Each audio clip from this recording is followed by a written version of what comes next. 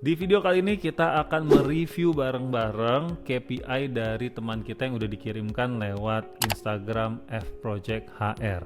Kalau di istilah stand up comedy itu mau ngerosting. Yuk tonton sampai habis biar kamu makin paham lagi cara bikin KPI.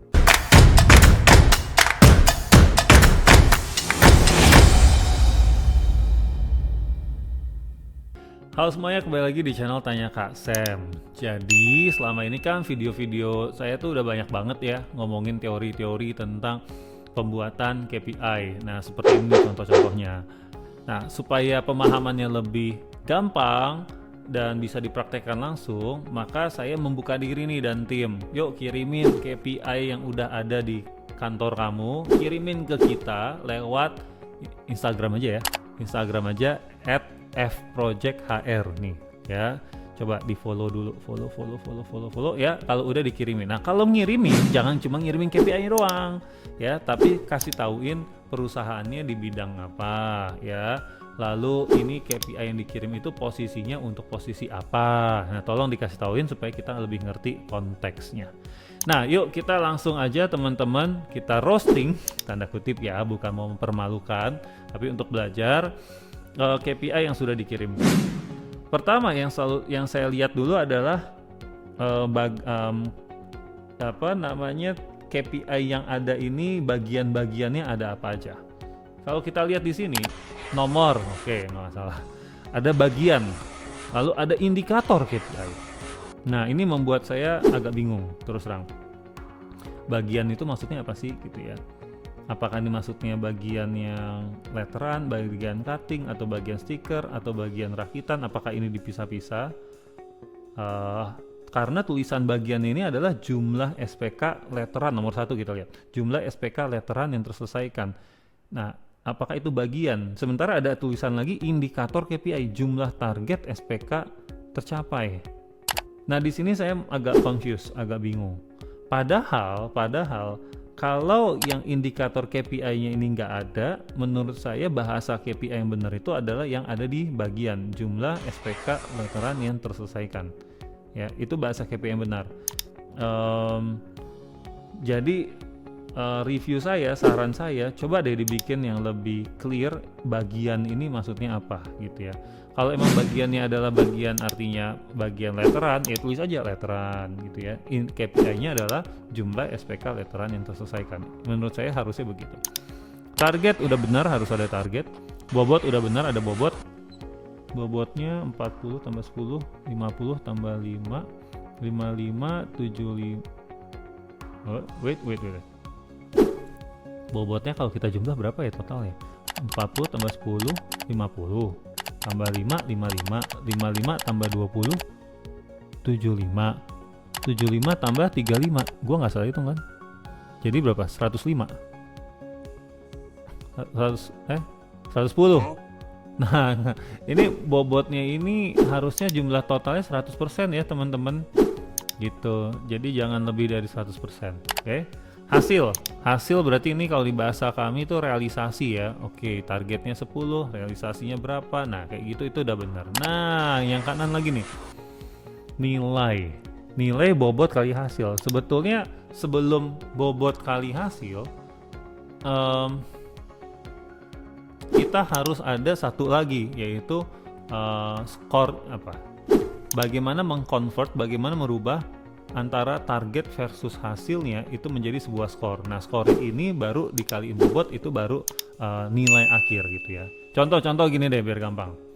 Kan dia bilang gini, jumlah SPK letteran yang terselesaikan. Misalnya targetnya 10, hasilnya 9. Maka harus ada di convert nih, 9 sama 10 ini diapain nih?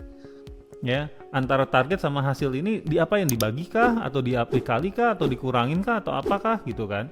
Nah karena ini jumlahnya targetnya 10 hasilnya 9 dan sifatnya lebih besar lebih baik ya, karena kan semakin lebih besar jumlah SPK yang diselesaikan pasti lebih bagus dong nilainya, maka kita pakai formulanya realisasi bagi target ya. Nah, realisasi bagi target, balik lagi, contohnya tadi target 10 hasil 9, berarti realisasi bagi targetnya adalah 9 dibagi 10 kali 100% sama dengan 90%.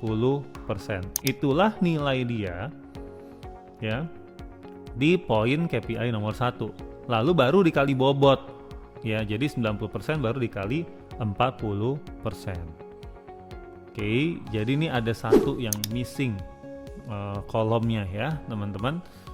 Oke, semoga tadi mudah dipahami. Nah sekarang kita coba lihat cara penulisannya ya, cara penulisan dan kontennya. Jadi lagi saya mau lihat yang di jumlah yang di bagian aja, di kolom bagian, karena menurut saya itu lebih jelas ya.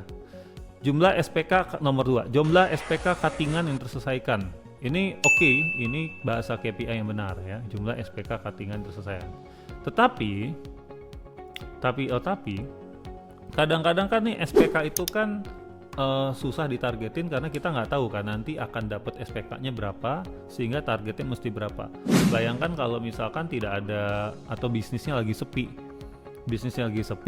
SPK-nya pun juga turun sehingga tidak tercapai target jumlah SPK-nya. Yang salah apakah produksi? Yang enggak juga gitu ya. Jadi saran saya ini jangan jumlah SPK, tetapi persentase SPK yang terselesaikan. Mau itu SPK letteran, SPK cuttingan, SPK stiker, SPK rakitan, mendingan diganti jadi persentase SPK yang terselesaikan. Artinya kalau hari ini ada 10 SPK, kalau targetnya itu 100% harus terselesaikan, artinya ya 10-10-nya harus selesai di hari yang sama gitu ya, berarti dia udah menyelesaikan 100%. Jadi walaupun nanti SPK yang didapatkan itu berfluktuasi ya, bisa 10, 20, bisa 30, nggak masalah, karena yang kita hitung adalah berapa persen yang selesai. Oke. Nah terus yang terakhir, bagiannya itu kualitas hasil pengerjaan jumlah SPK, tapi indikator KPI-nya jumlah produksi cacat atau rusak ya.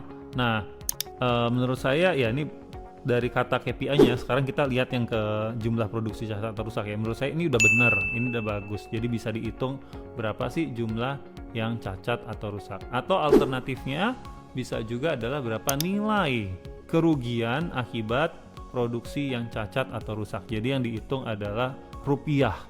Kalau ini yang dihitung adalah kasusnya, ada berapa kasus di mana produksiannya itu cacat atau rusak. Itu aja dari saya, review dari saya terkait dengan KPI ini. Nah semoga teman-teman bisa belajar ya. Siapa tahu teman-teman juga melakukan kesalahan yang sama, jadi supaya tidak mengulanginya dan bisa memperbaikinya, coba diulang lagi video ini sampai benar-benar paham. Kalau ada pertanyaan langsung aja tulis di komen. Jangan lupa subscribe, share video ini ke orang-orang yang membutuhkan, dan nyalain notifikasinya supaya tahu nih kalau ada video baru, teman-teman nggak terlewatkan. Saya tunggu KPI kamu semua, nanti saya review gratis.